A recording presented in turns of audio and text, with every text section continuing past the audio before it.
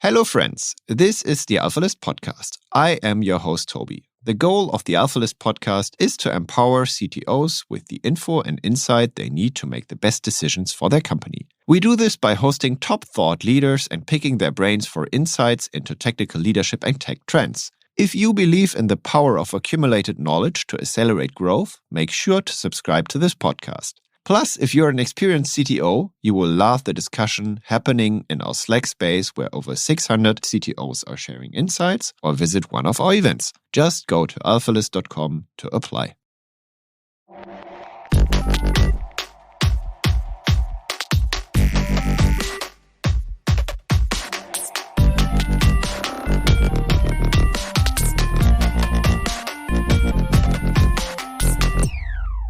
Welcome to the AlphaList podcast. I am your host, Toby, and today with me is Charles Gorintin. Charles, did I pronounce it correctly? You can say Gorintin. You can say Gorintin. Everything works. Gorintin. And he's the co-founder of a company called Alan, an insurance company. And he actually lives in France, as the name suggests. And he has a very interesting history. He was actually working as a data science leader in fast-growing social networks, Facebook, Instagram, and Twitter. Well, I would say, I thought about this, he's kind of part of the French Silicon Valley mafia, I'd like to call you. I already had Olivier Bonnet and Frédéric Revin, who both on the podcast, and I would count them in. I don't know if I missed someone in that French Silicon Valley mafia. Do I? There's so many people now. Like there's really something brewing in Paris. That's pretty amazing. Another thing that is public about you is your salary. So you earn 140K a year because you have a salary benchmark published for your company, which I find interesting and maybe a topic we touched today. Plus, I hope like a few options in addition, or you're a co-founder, so I think you even have the shares. You don't need the options. Maybe you can tell us like quickly what does Alan do? Because it might not be known to all of my listeners, at least. And then, happy to dive in. You have such an amazing profile. I mean, you have 3 master degrees, which I'd like to briefly touch, etc. So you're like an amazing guy. I'm really happy to have you here. But maybe we start with Alan. Yeah, definitely. So Alan is basically an ambition. It's the ambition to change the way people live their health.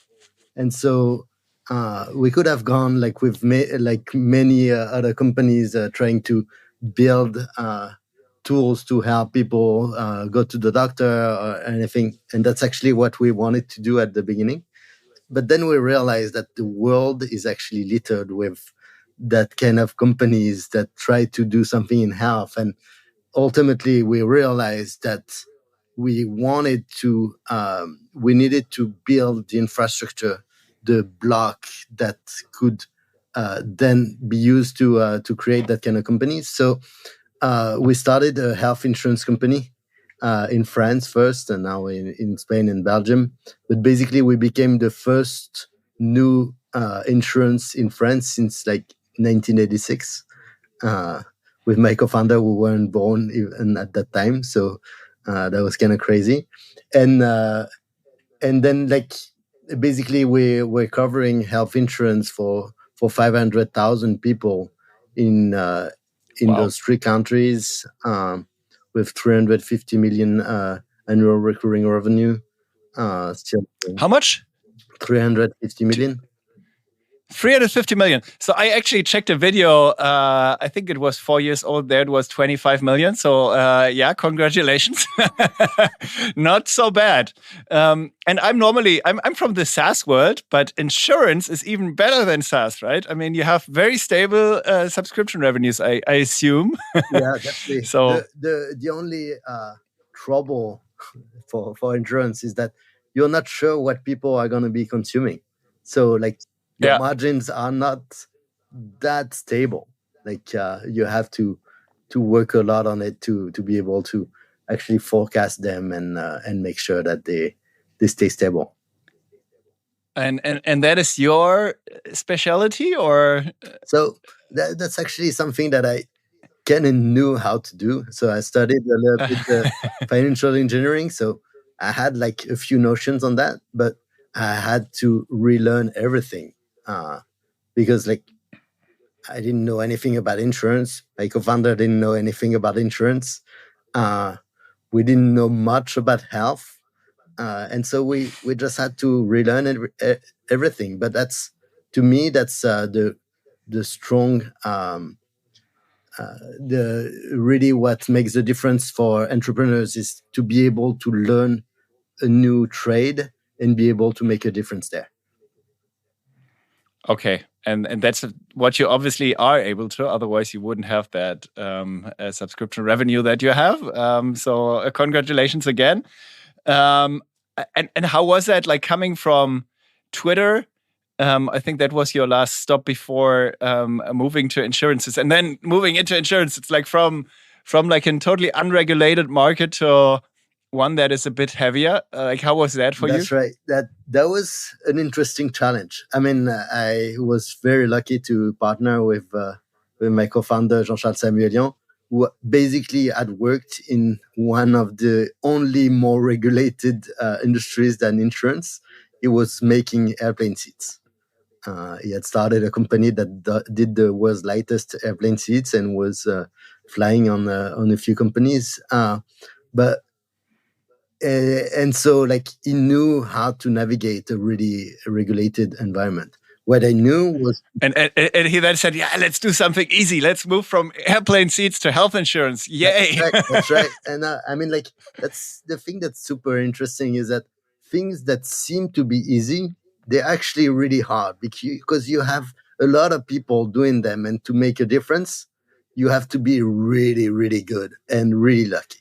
Whereas if you are working on something super hard, there's low-hanging fruit everywhere. Like people who have been doing this, I've been doing it like for like 30, 50, 100 years, and like they've not changed their ways. So it's super easy to bring in new technology and actually make a difference. And I think that's what we tried to do with Alan. Okay. It sounds very appealing. On the other hand, I can imagine that it's also hard for the others to like then collaborate with you, or for the regulators to collaborate with you if you're like fully digital, and have a totally different perspective, right? But if you have the good groundwork, then that will also work out. I so that was actually an interesting thing. We came at a point where France was trying to modernize itself. Basically, there was like President Macron who was getting elected. There was like a lot of rebirth, renaissance of the French tech ecosystem, and all the regulators were really trying to change the way they had been working. So they were willing to engage with us, and we were also like willing to engage with them. Like we tried to match really well the way they were doing. We had hired a couple of people who had worked at the regulator, which kind of helped with the communication, and basically then we used the regulation not as a hurdle for us, but actually as a instruction manual to basically look at what we need to build to make sure that we fit in the regulation, and that's super super powerful. Like the way you usually do when you work in tech, and I didn't know that like before I moved back to France to start a company. It's like, okay, there's regulation. I'm gonna stay as far as possible from that red line. Whereas what we found out was, if you know really well where the red line is, you can actually play with it.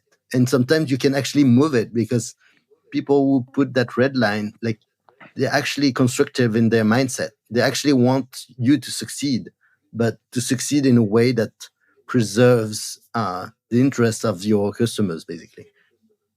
Yeah, okay. Sounds appealing. Like I can imagine. Like I build a house right now, and I have a bit of a few touch points with regulators or the government, let's say, and that's really hard. I can imagine that you also had moments when you weren't so happy about it, but yeah, let's rather not touch that. It actually happened that we had some moments where we were not happy about it, and what we did was we went to the regulators and we tell them that regulation is not that great, and that doesn't allow us to build something that's benefiting our customers. So maybe we should consider changing the interpretation of the law or changing the law. And that actually worked. And we actually did that on certain things. Like it was not possible for people with insurance contracts to change more often than once a year, and we changed that because it didn't make sense. Okay, but we're a tech podcast, so let's maybe quickly touch your 3 masters. So I think you have a master in math, a master in machine learning, and a master in financial engineering, which you already mentioned. Like, why? Yeah, I mean, like, I'm interested in a lot of things. It's just I'm very curious, and basically, artificial intelligence. I think I was a little bit early at the time when I went through that master's. People were telling us that neural networks, it's a technology that doesn't work, will never work. So don't bother learning that. I think they were quite wrong, because like just a year later, like the AlexNet paper actually came out, and deep learning was born. But I had like the foundations of AI, which was pretty interesting. And then I was super interested in finance and understanding how it worked. And so I moved to California, to Berkeley, to study that. And funny enough, I never worked in finance after that. I actually went to work for Facebook, and that had nothing to do with finance. No financial engineering needed. I think one important aspect is also that you're co-founder or founding advisor of Mistral, the French LLM, right? That's right. What brought you there? Yeah, so to just quickly touch it. It was a super interesting story. Basically, we realized with Alan that we had a long-term opportunity with AI. Basically, back in 2022, I was feeling that something was brewing in the AI world, and decided to give up all my duties as a CTO of Alan and focus solely on AI. So for the past 2 years, I've been working almost solely on AI. And basically what I did first was to retrain myself, because as I told you, I didn't know anything about neural networks because I was not well advised at the time. But then I retrained myself on that, and I realized how much it could impact our business. So, and also I realized that if we didn't move on AI in Europe, we would just be using American tools, and we would be using OpenAI forever. And I was like, maybe we can do better than that. So I started working on a paper with my co-founder, Jean-Charles, saying that we have the talent in Europe. We have the means to actually build a great champion for Europe in the foundational models for AI world. And in fact, like ChatGPT had just come out, and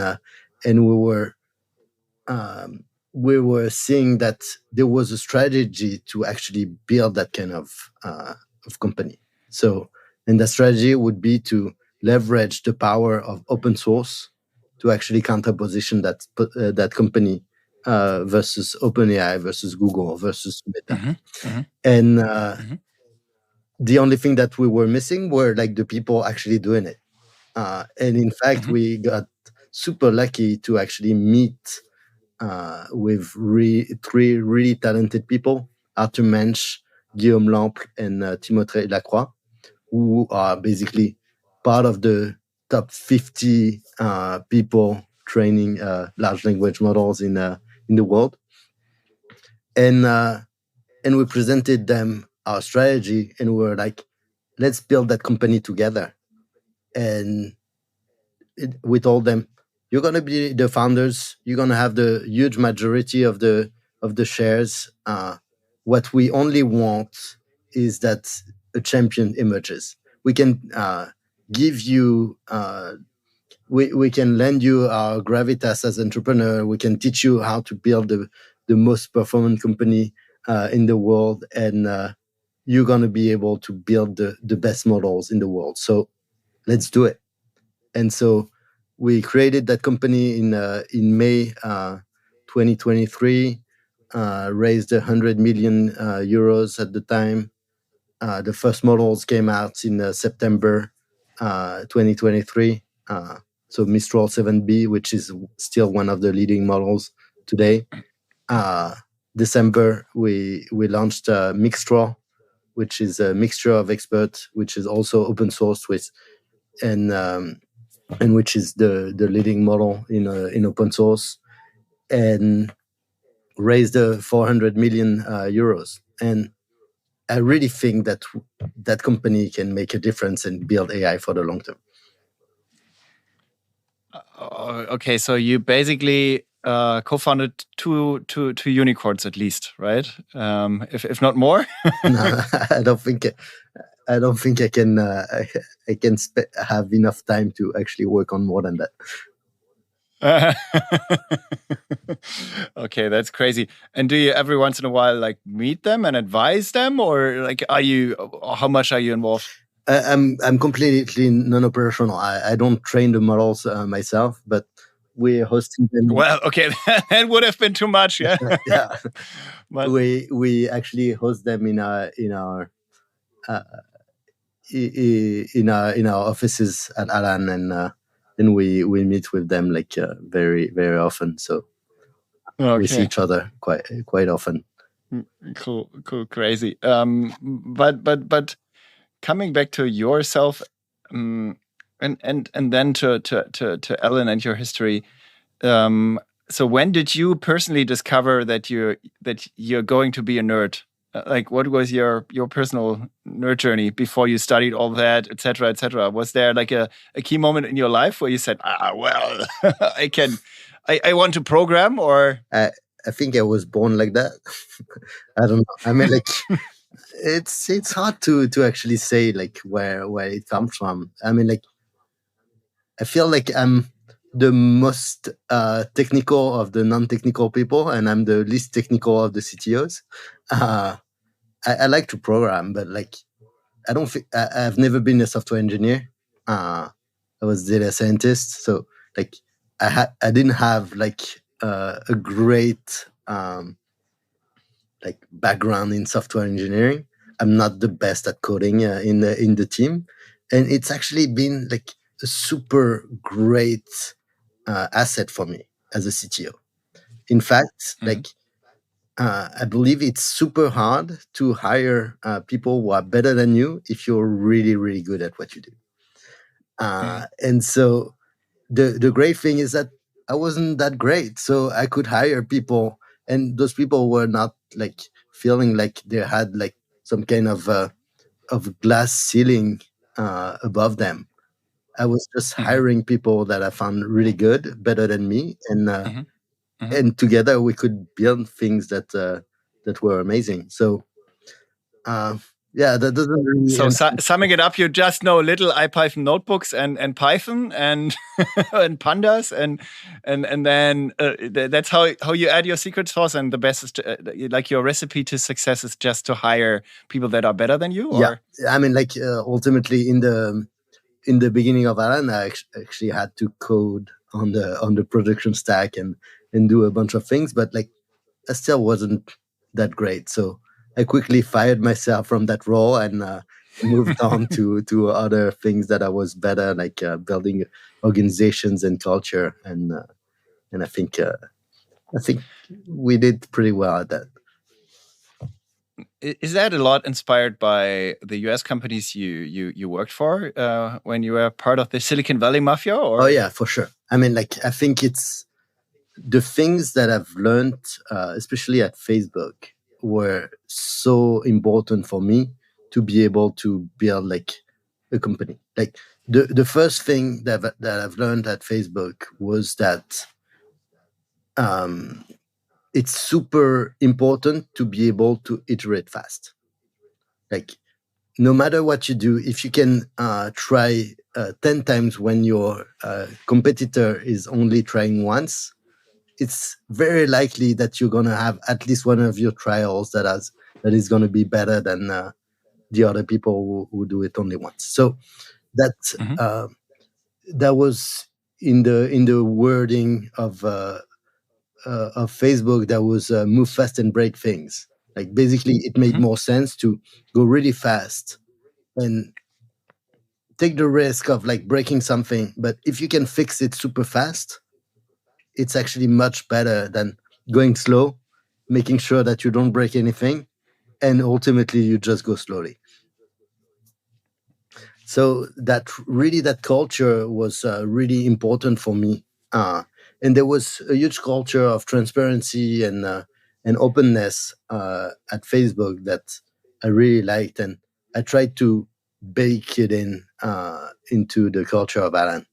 And at the same time, my co-founder Jean-Charles, I'd already built a company, so he knew all the mistakes not to do in building a company from scratch. And so by merging those two knowledges, we were able to build something quite unique, I think. Okay, but what else was important? I mean, move fast and break things. Yes, everyone knows that poster from Facebook. Like, but what else? What is the more, like, what are your best kept secrets on what you learned? Yeah, I mean, like, I talked a tiny bit about transparency. It's like, if and the fact that nothing is yours, basically. Like, there was something really great at Facebook, which was that you could go and touch the code of others.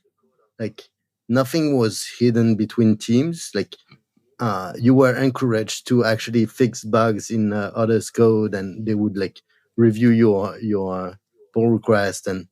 But having that fluidity in the company was super important. Like, they had things like the Bootcamp.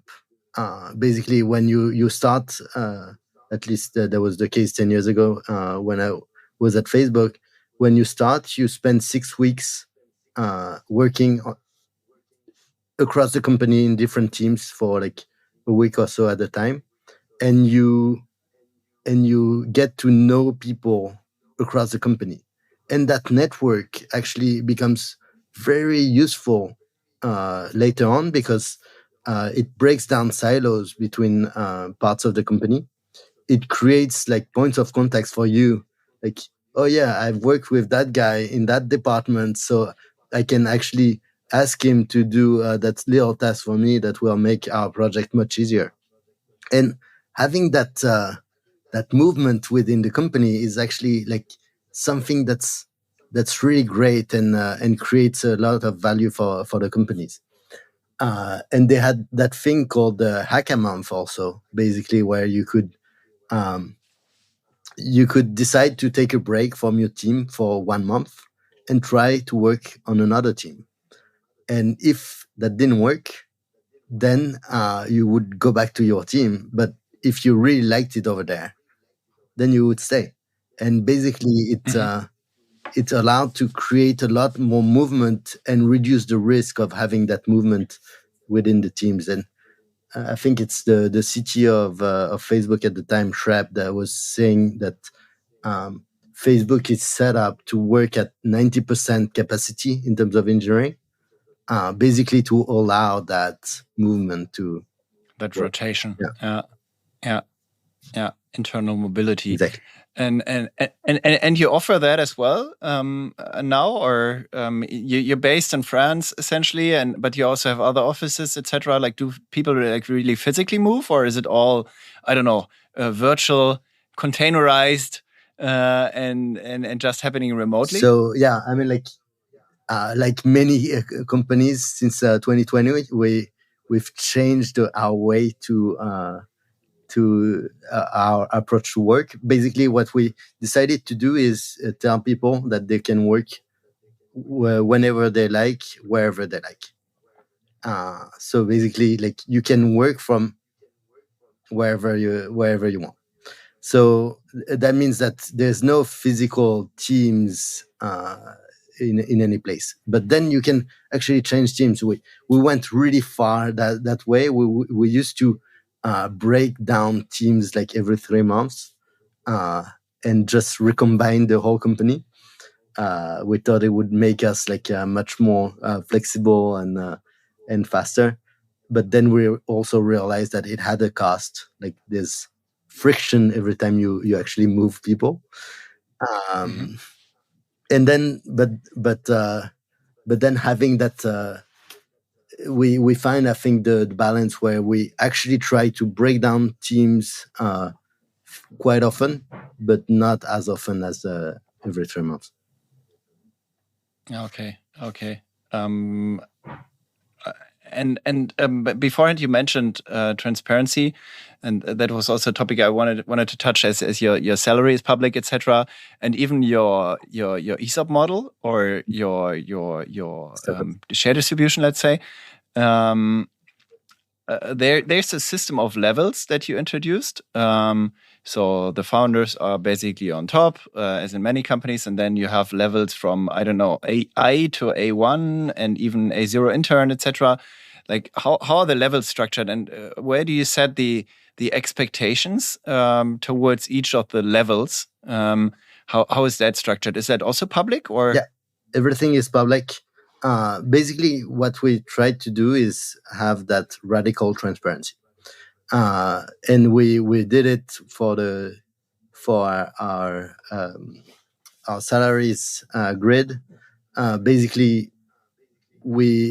everybody knows from the outside and from the inside how much everybody makes, and we've created that grid before we even had a single employee in the team. And that actually has a lot of benefits. Basically, you can have people not gossiping about the salary of others because everybody knows everything. So you don't even have to try to guess, and that's like a lot of wasted time in companies where like they try to guess how much people are making. People are jealous and everything. Like transparency removes all that.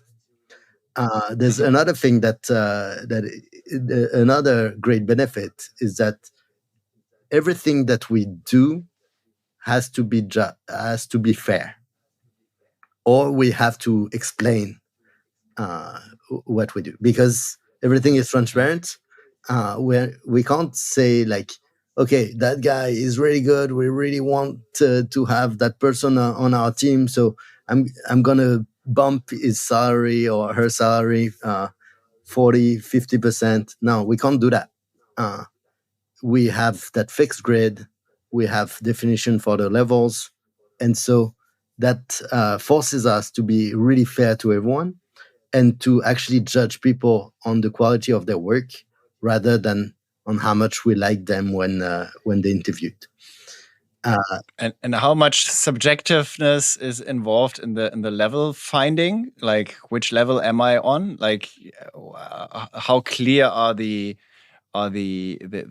boundaries? How clear are the expectations? It's always subjective. I mean, like, it's really hard to actually remove all subjectivity. But what we try to do is make sure that all of this is public. So we have a performance review cycle every 6 months, where basically you have like a 360 review by people around you that give you feedback and that say, okay, are you at the next level or are you not? And basically, based on that, we then decide if your level is getting reviewed and if you are able to go to the next level. And that's all those performance reviews are also very transparent in the sense that I get a performance review from the people that I worked with, and and everything they say is public to everyone. So everybody can audit everything that happens in the company, and that is super powerful because if anything is broken, we know about it and we can fix it. Understood. And do you use like a certain tool for that, or is it all like just written feedback somewhere, or like how does that work? For the performance reviews, we use a tool called Lattice. I know which that. was founded by Jack Altman. And in general, like all the decisions that we make at Alan are actually transparent, like everything. And we're 500 people in the company. So if we have to decide on a very strategic topic, we open a GitHub discussion about it, and everybody a GitHub discussion, really know about it. Like it can be in sales, it can be something like very remote from engineering. Everybody's on GitHub, and we make really. Yeah. That's cool. And people really use that and fully acknowledge it, or like everyone is on that. Everyone understands it, is using That's it. That's right. Yeah. If a decision is not made over there, like it's not happening.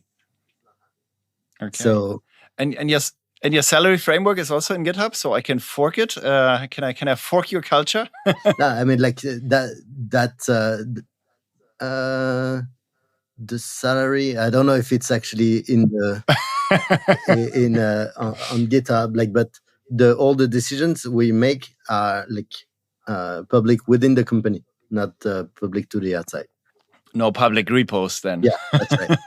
But there's something really deep about this. Is that we're getting into the world of LLMs and AI, and we have that thing where we do everything in writing at Alan, and everything is transparent. So there's no like private discussions within the company. So that means that if you're using an AI tool that can actually go through your knowledge in the company, you can actually use that AI tool to get digest, to get summaries of what's going on and what you want to know. And you don't have to care about, does that person need to know that little thing or not? Like everything is public by default. So it's super easy to actually implement that kind of knowledge sharing tool. So you have a Slack bot that I can ask for your salary, for example? Exactly. I can ask for salary. I can ask for like who are the people who got their level reviewed last cycle. Why did Tobias get a raise? Exactly. I mean, like you could legitimately ask that. That saves a lot of time in the company. Can imagine. Yeah.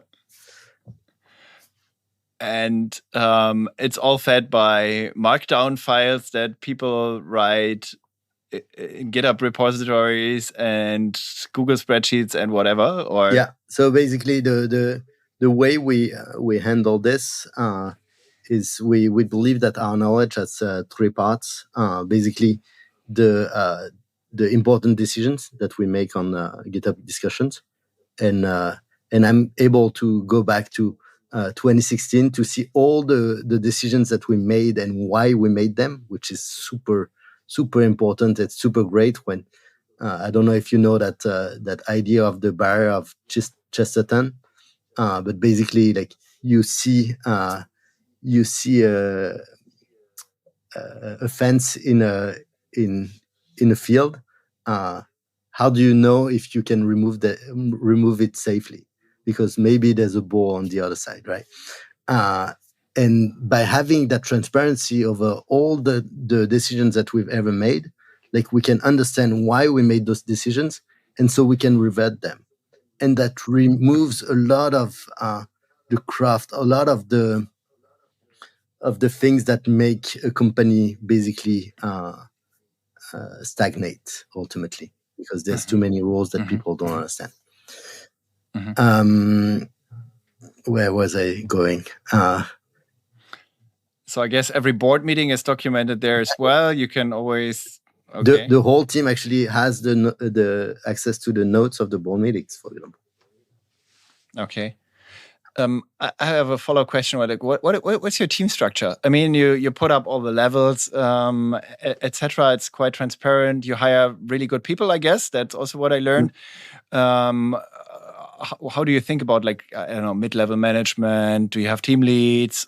How is the company structured apart from that? Do you use the Spotify model or something fancy? Or? We use the Alan model, in the sense that the Alan model. we try to deconstruct the role of the manager.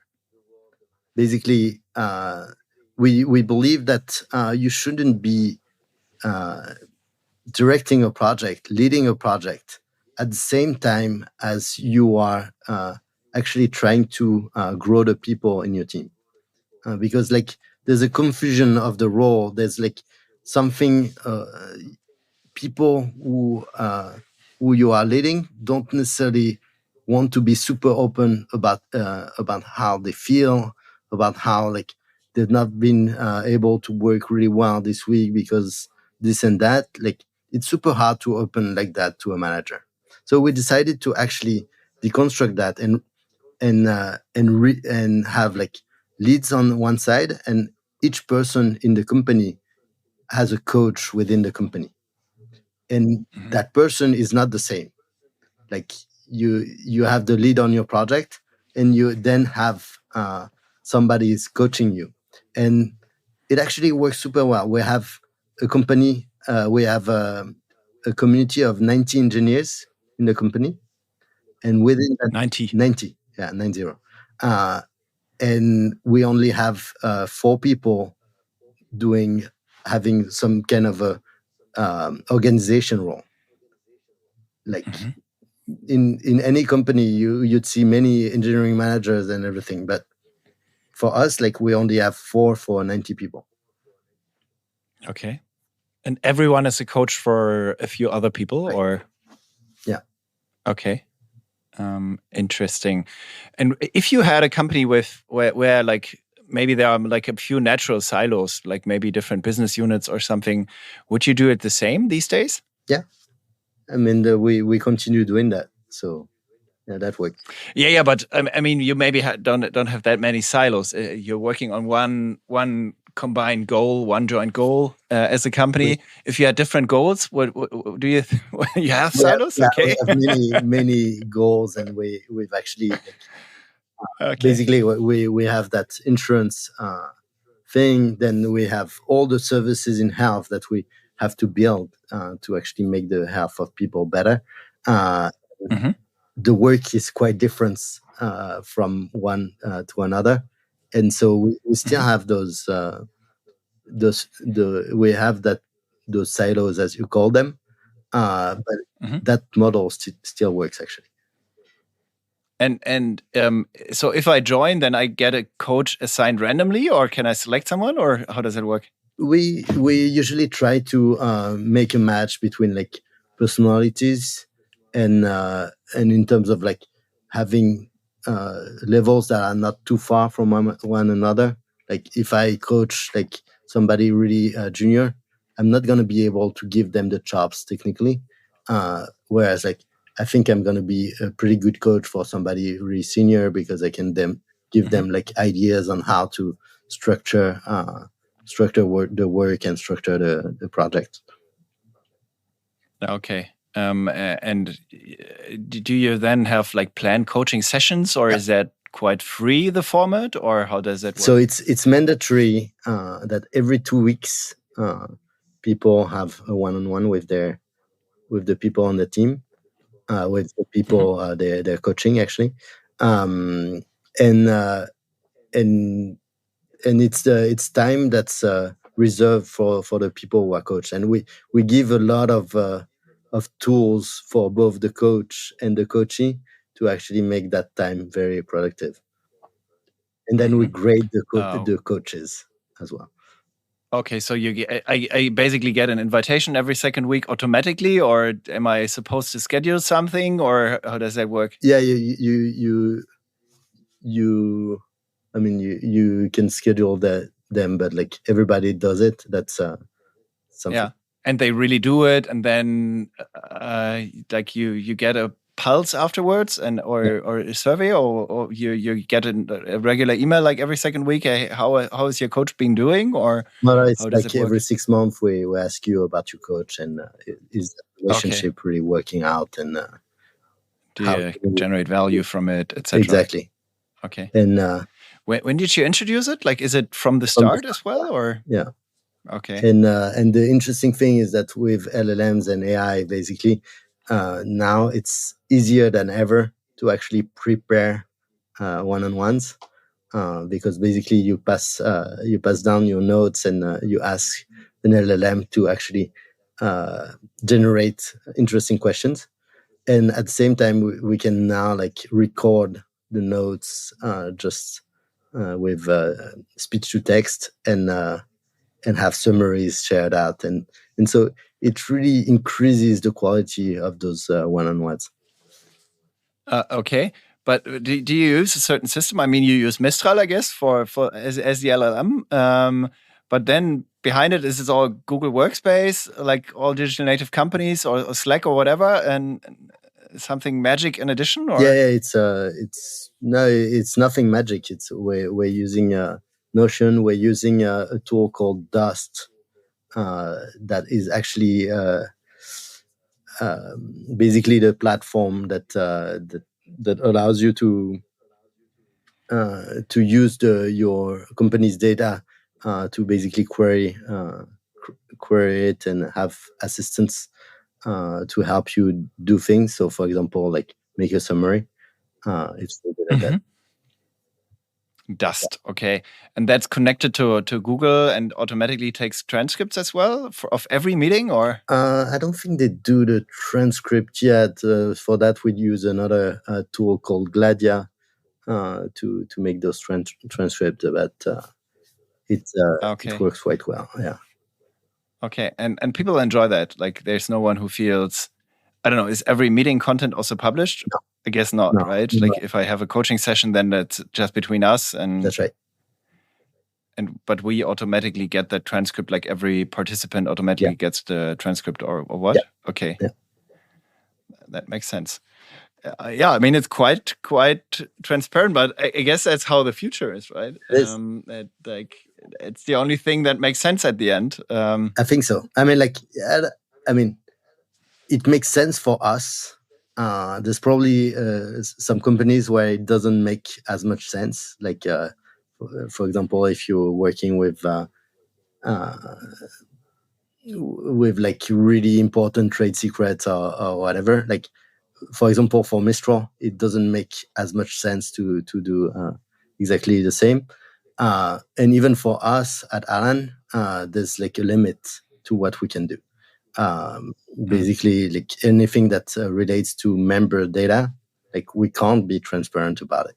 So there's a lot of privacy measures that we have to actually make sure that data cannot be consulted by people who are not authorized. No personal health record in GitHub.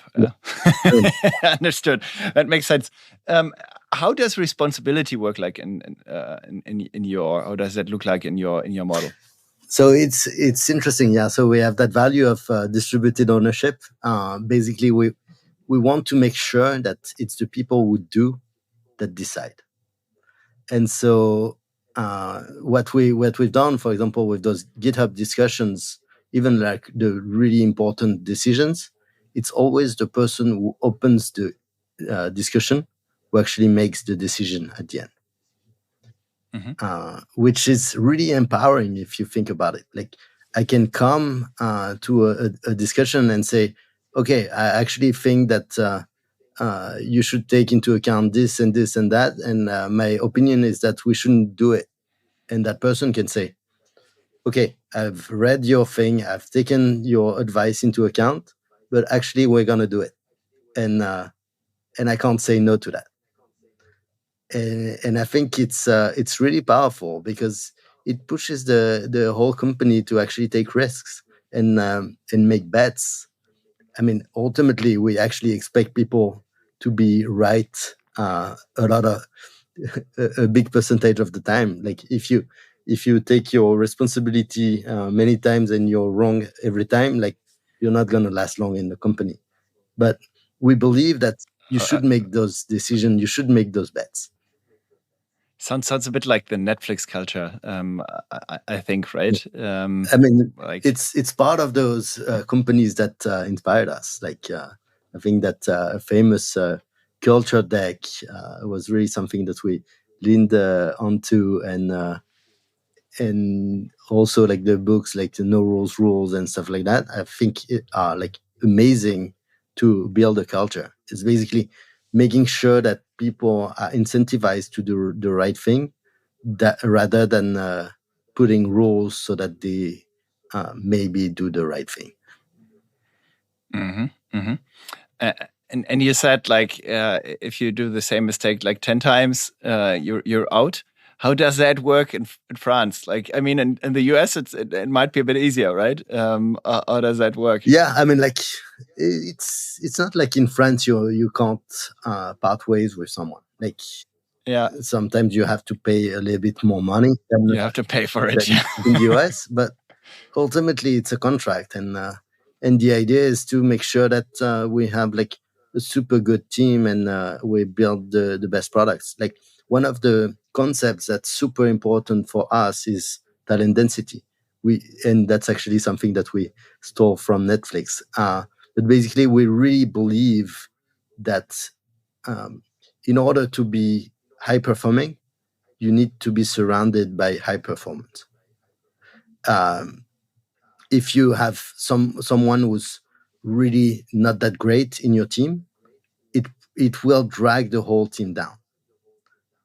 And so that's why we really insist on performance. We really insist on transparency, and we will do anything that we can to make sure that you can increase your performance. But ultimately, if that doesn't work, like you're not going to be happy being a low performer in a high performance team.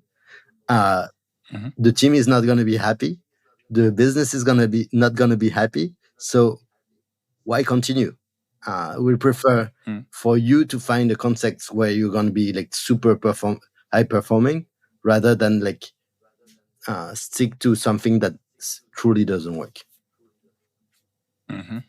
And how do you identify low performance in the first place? Through the reviews? 6-month cycles or performance reviews? Basically, like people give their grades, and like if somebody is not performing well, that can be seen, and like we can have that hard discussion, and we'll do whatever we can so that they will actually perform.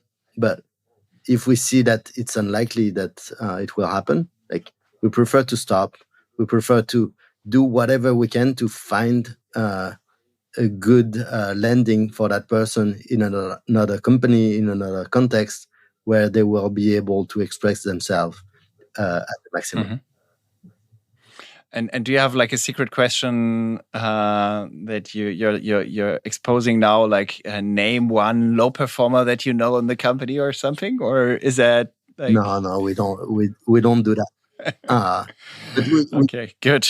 we try to push people to be really candid and really direct in the way they give feedback, because like it's feedback that makes you better.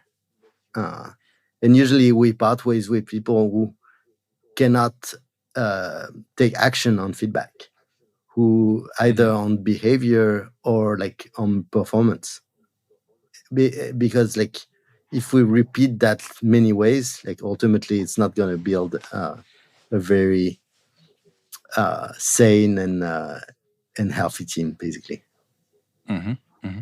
And in hiring, do you have anything like, I don't know, personality tests or something that you add as a secret sauce, or is it just like a very rigid hiring process where you really make sure that you only hire the best of the best, or how do you make sure that you do that?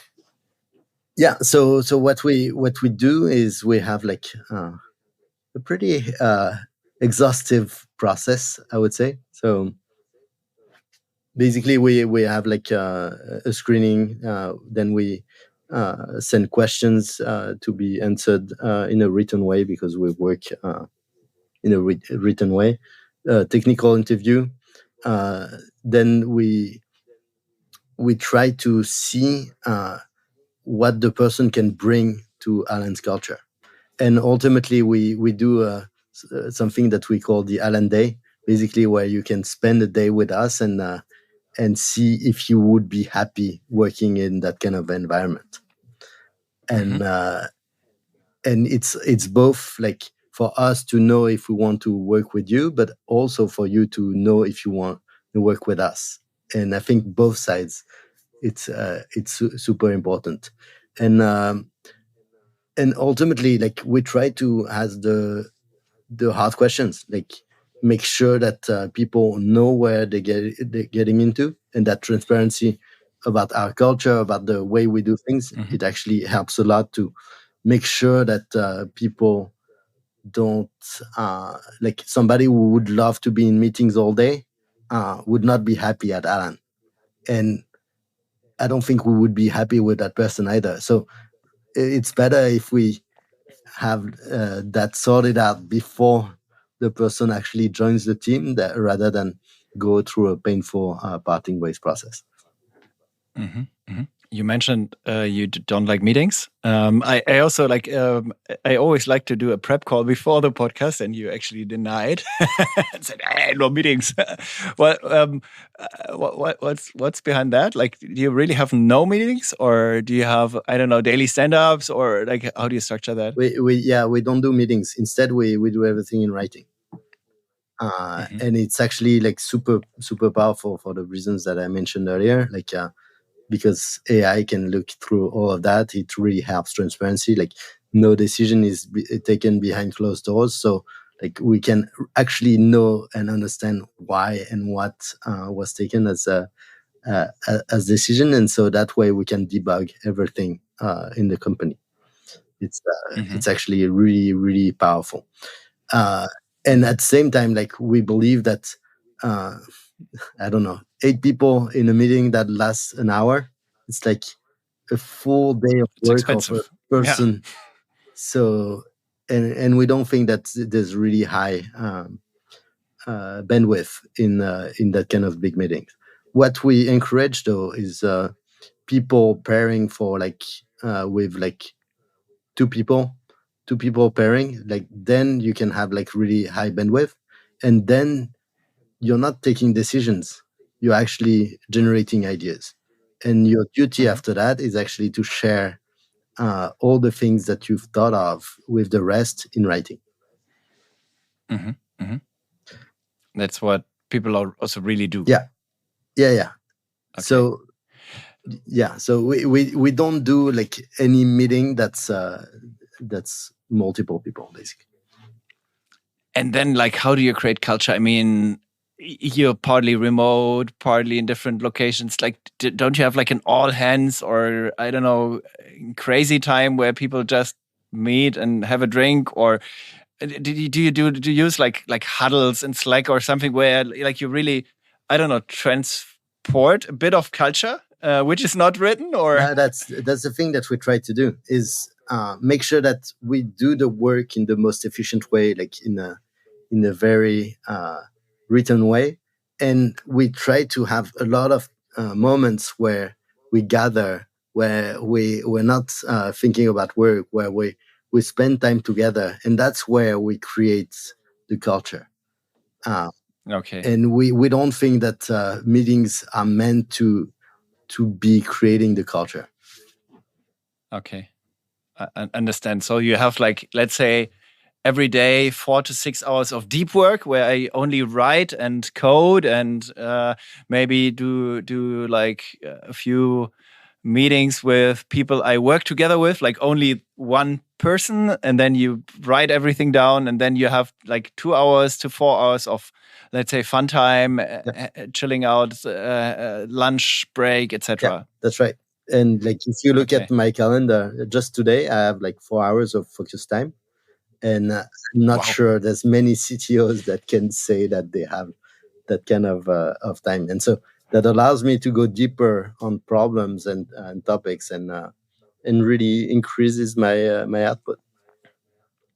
And you have no one-on-ones? I have one-on-ones, yeah.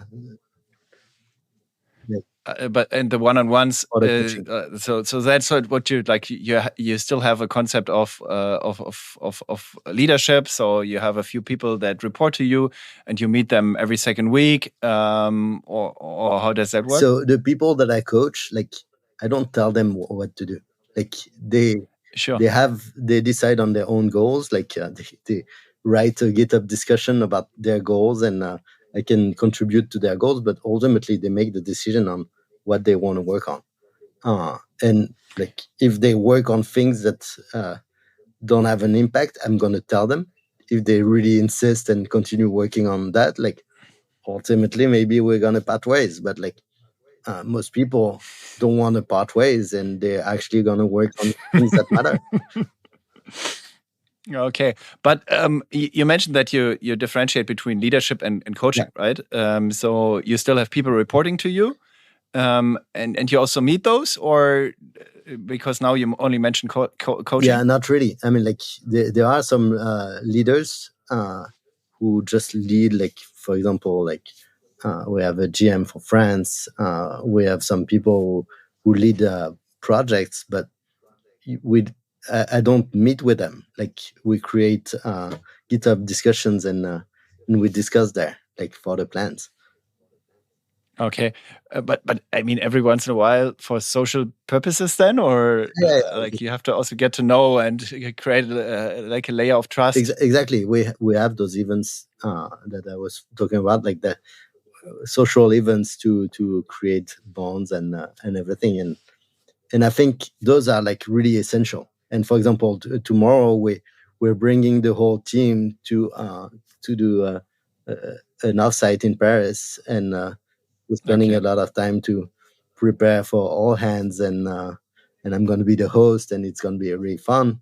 And it costs a lot of money for the company, but I think it's really essential in a culture where people can work from wherever they want and when it's really written. Yeah, absolutely. I get that. If you now say, or you now compare your culture against Facebook, etc., and you went through a few years of heavy lifting now, what are the 3 things that you would maybe do differently today? Are there any, or do you straight away would you straight away change them if you could? It's super hard to answer those kind of questions, because it's like the butterfly effect. Like maybe you change one thing in the initial conditions, and ultimately like it just collapses the whole system. I don't know, like would I change anything? I mean, like I would probably spend even more time making sure that we have like a top-notch team. I think like really having a really high quality team has so many benefits ultimately that it makes the big difference. There's always like things that we wish we would have done differently in the business, but I don't know that it matters that much. Is there one thing that I would have told my younger self? I think one thing that I've learned that I think is super important is to read more.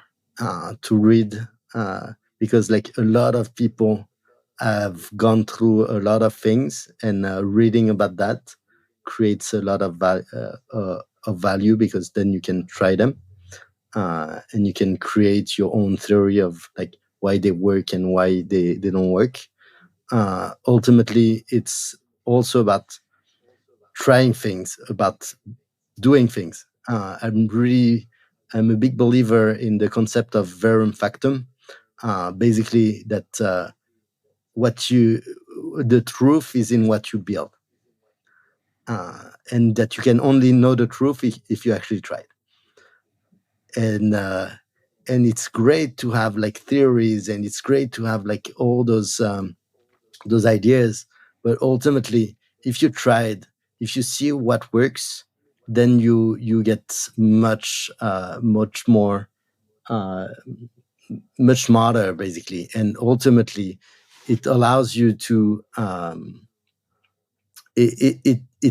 like basically like if you can iterate and do it 10 times, ultimately you're gonna have like a better company. Okay, thanks a lot. You killed my outro question, but it was a very good answer. I like that. Thanks for being on my podcast, and hope to see you soon in whatever scenario. Maybe looking forward to what you do next. Like what the third unicorn could be that you kind of co-found. I think there's way too much work to still do to build like great companies out of Alan and Mistral. So I don't think there's going to be like other ones. But yeah, I mean, even Mistral is a good building block for whatever you want to do in the future. That's right. That's right. Thank you so much, Tobias, for having me on your podcast. Thanks a lot, and I hope to see you soon. Have a great day. Bye. Thank you for listening to the AlphaList podcast. If you like this episode, share it with friends. I'm sure they love it too. Make sure to subscribe so you can hear deep insights into technical leadership and technology trends as they become available. Also, please tell us if there is a topic you would like to hear more about or a technical leader whose brain you would like us to pick. AlphaList is all about helping CTOs getting access to the insights they need to make the best decisions for their company. Please send us suggestions to cto@alphalist.com. Send me a message on LinkedIn or Twitter. After all, the more knowledge we bring to CTOs, the more growth we see in tech. Or, as we say on AlphaList, accumulated knowledge to accelerate growth. See you in the next episode.